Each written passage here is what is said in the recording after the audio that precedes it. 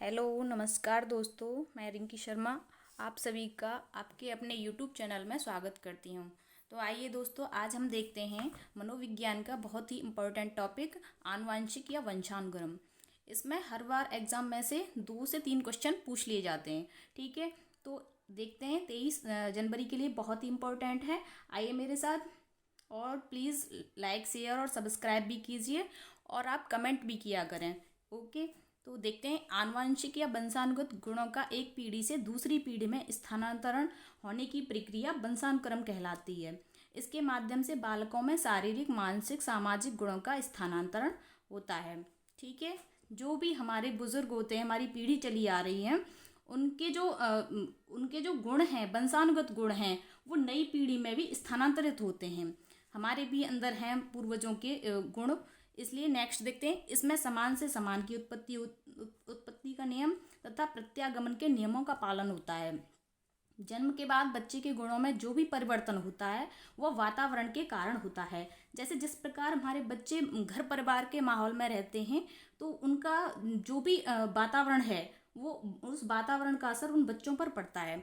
ठीक है, इसके बारे में नेक्स्ट परिभाषा दी है वुडवर्थ जी ने। तो देखते हैं, वंशानुक्रम में वे सभी बातें आ जाती हैं जो जीवन का आरंभ करते समय ही उपस्थित होते हैं, जन्म के समय नहीं, अपितु जन्म से 9 माह पूर्व व्यक्ति में उपस्थित थी।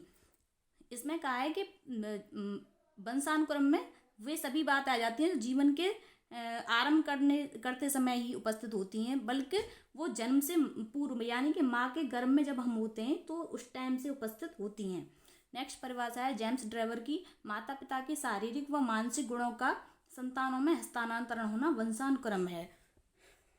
इसमें समानता का नियम आते हैं। फिर इसके तो इसमें एक समानता का नियम है, जैसे समान से समान का नियम।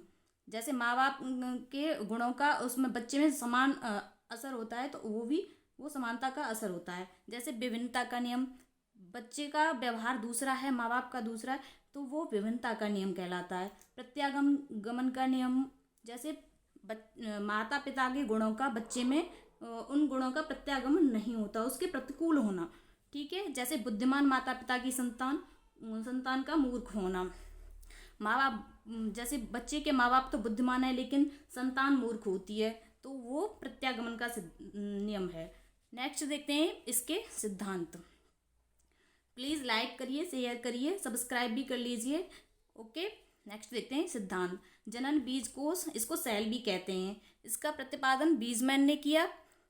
शरीर का निर्माण करने वाले सेल कभी भी नष्ट नहीं होते, बल्कि पीढ़ी दर पीढ़ी स्थानांतरण होता रहता है। इसको हम डीएनए भी बोलते हैं। उपार्जित गुणों का असंचरण का सिद्धांत। माता पिता के अर्जित गुणों का स्थानांतरण बच्चे में नहीं होता है। ठीक है, इसका नेक्स्ट देखते हैं।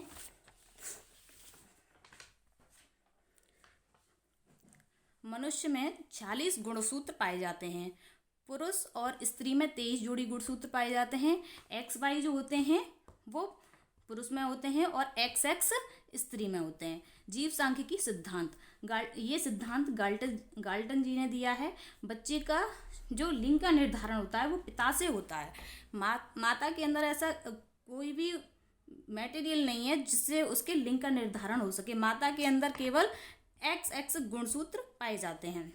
नेक्स्ट आता है वंशानुक्रम का प्रभाव। जैसे कि वंशानुक्रम का जब प्रभाव पड़ेगा तो शारीरिक लक्षणों पर प्रभाव आएगा, बुद्धि पर भी प्रभाव आएगा, चरित्र पर भी प्रभाव पड़ेगा इसका। ठीक है, तो वंशानुक्रम के अंतर्गत ही नेक्स्ट टॉपिक आता है वातावरण या पर्यावरण। क्योंकि वंशानुक्रम तो आनुवंशिक लक्षण है, लेकिन बच्चे का जब पैदा होने के बाद तो वो वातावरण में आता है, तो उसके बारे में भी साइकोलॉजी में कहा गया है। वातावरण का अर्थ क्या होता है? वातावरण को पर्यावरण भी बोलते हैं। पर्यावरण शब्द परिधन आवरण से मिलकर बना है। आवरण का अर्थ है ढकना और परि का अर्थ है चारों ओर से।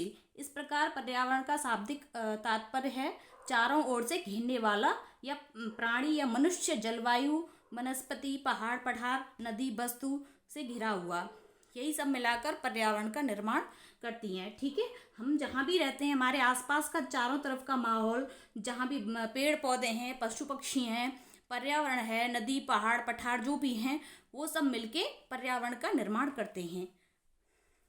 ठीक है, पर्यावरण मानव जीवन के विकास पर महत्वपूर्ण प्रभाव डालता है। मानव विकास में जितना योगदान वंशानुक्रम का है उतना ही पर्यावरण का भी है। ठीक है, जो गुण आते हैं, कुछ तो गुण आते हैं पीढ़ी से, लेकिन जो और गुण अर्जित करता है बच्चा वो पर्यावरण में रहकर ही करता है। इसलिए एक वुडवर्थ ने परिभाषा दी है, वातावरण में वे समस्त बाह्य तत्व आ जाते हैं जिन्होंने जीवन प्रारंभ करने के समय से व्यक्ति को प्रभावित किया है। नेक्स्ट परिभाषा दी है रॉस महोदय ने। इनकी परिभाषा बहुत ही आती है वुडवर्थ की और ये रॉस की, पिछली बार भी आई हुई है, तो इम्पोर्टेंट है काफ़ी, इसलिए आप इसको अच्छे से देख लीजिए। पर्यावरण कोई बाहरी व्यक्ति है जो हमें प्रभावित करता है।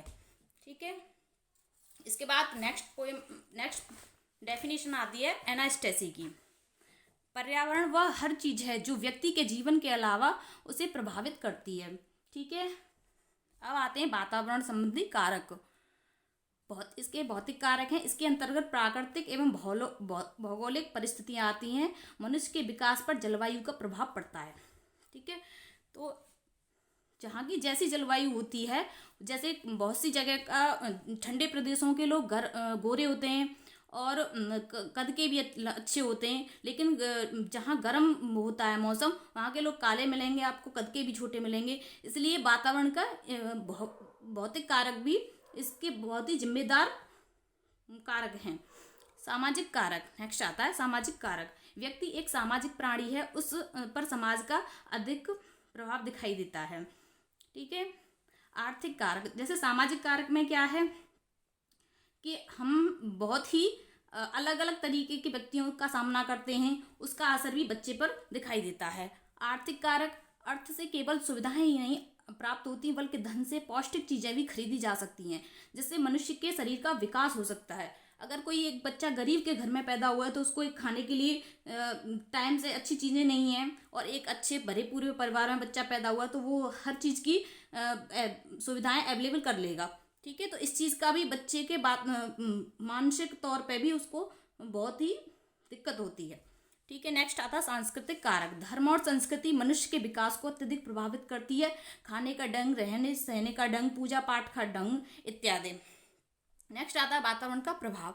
शारीरिक अंतर का प्रभाव, व्यक्ति के शारीरिक लक्षण वैसे तो वंशानुगत होते हैं, किंतु इस पर वातावरण का प्रभाव देखा जा सकता है। ठीक है, बालक का बहुमुखी प्रभाव, वातावरण बालक के शारीरिक, मानसिक, सामाजिक, संवेगात्मक आदि सभी अंगों पर प्रभाव डालता है। व्यक्तित्व पर प्रभाव, व्यक्ति के निर्माण में वंशानुक्रम की अपेक्षा वातावरण का अधिक प्रभाव पड़ता है। कोई भी व्यक्ति एक उपयुक्त वातावरण में रहकर महान बन सकता है। ओके, तो आपको ये वीडियो कैसी लगी? आपको लाइक करना है, शेयर करना है, सब्सक्राइब भी कर लेना है, और दूसरी वीडियो के लिए आप हमें कमेंट सेक्शन में जाके बताएं। ठीक है, और वीडियो को ज़्यादा से ज़्यादा शेयर करें। Thank you so much.